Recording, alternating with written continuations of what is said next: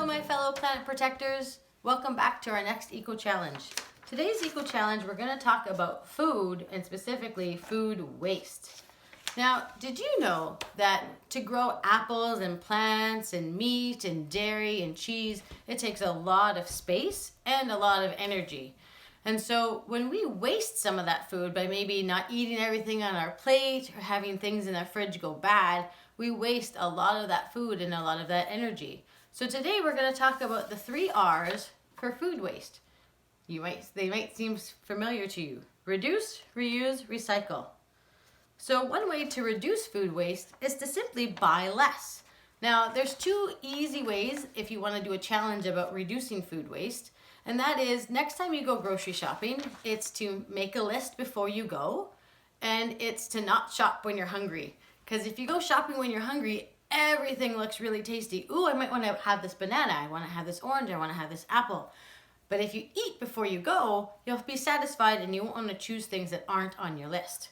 And so that's one easy way, is to buy less. Another way to reduce your food waste is to make a meal plan.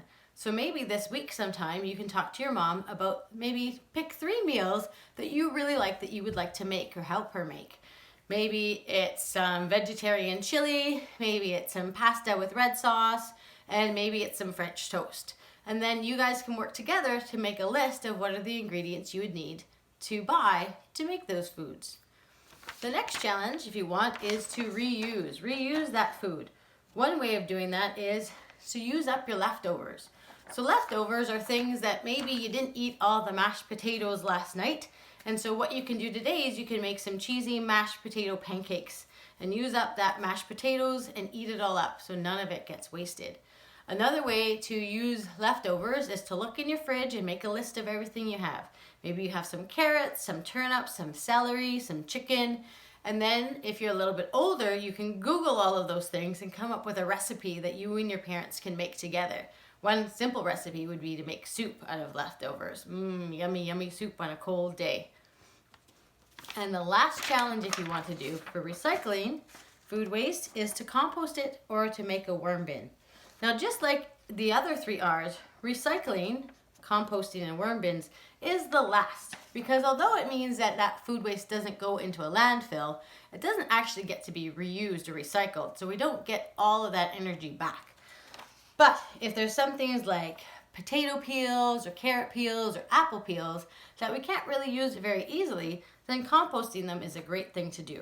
Now, if you live in an apartment, you might not have access to a compost, but what you might have access to is something called a worm bin.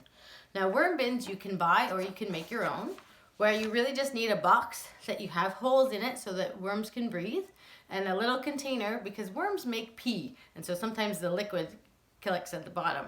And then you put lots and lots of paper in and just a little bit of food waste as those worms get used to eating all of the food you're giving them. And soon enough, they'll make amazing soil that you can use to plant. So that's our challenge today. We're going to try to tackle food waste by looking at the 3 R's. And so I would love for you to choose one of these R's this week or today and try to tackle your own food waste and minimize all that energy that goes into creating our yummy food. So that's our Planet Protector Challenge for today. I look forward to seeing what you tackle. Bye-bye.